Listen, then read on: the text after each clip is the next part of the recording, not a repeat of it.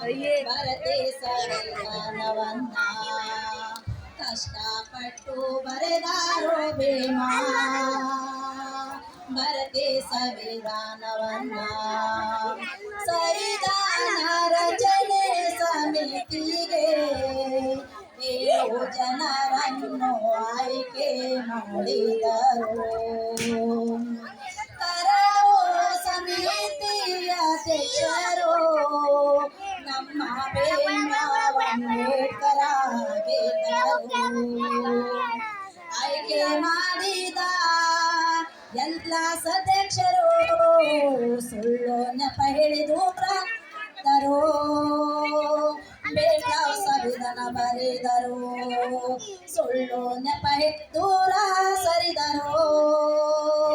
ಭೀಮರಾವ್ ಸಂವಿಧಾನ ಬರೆದರು. ಸಂವಿಧಾನ ಬರೆಯೋದಂದ್ರೆ ಸಾಮಾನ್ಯ ಅಲ್ಲ. ಭೀಮರಾವ್ ಅಂಬೇಡ್ಕರ್ಗ ಸಮನ್ಯಾರಿಲ್ಲ. ಕಷ್ಟಪಟ್ಟು ಬರೆದಾರೋ ಭೀಮಾ ಭಾರತೀಯ ಸಂವಿಧಾನವನ್ನ ಕಷ್ಟಪಟ್ಟು ಬರೆದಾರೋ ಭೀಮಾ ಭಾರತೀಯ ಸಂವಿಧಾನವನ್ನ 2 ವರ್ಷ 11 ತಿಂಗಳು 17 ದಿನದಲ್ಲಿ ಸಂವಿಧಾನ ಬರೆದರು.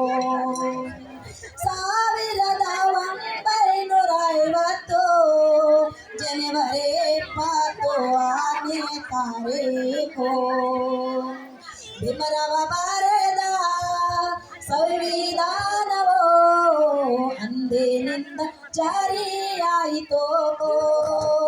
ದೇಶ ಗಣರಾಜ್ಯವಾಯಿತು. ಅಂದಿನಿಂದ ಜಾರಿಗೆ ಬಂದಿತು. ಪ್ರಜಾರಾಜ್ಯವಾಯಿತು.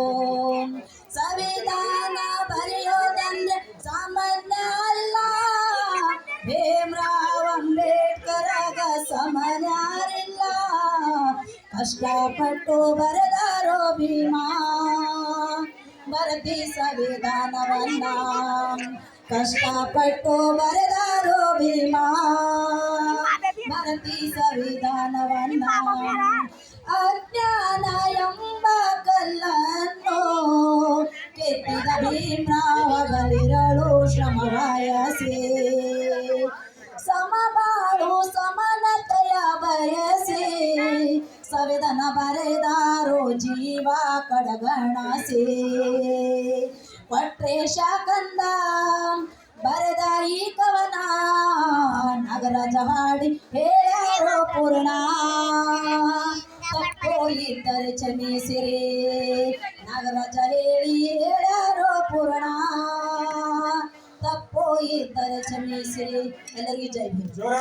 ಚಪ್ಪಾಳೆ ಮುಖಾಂತರ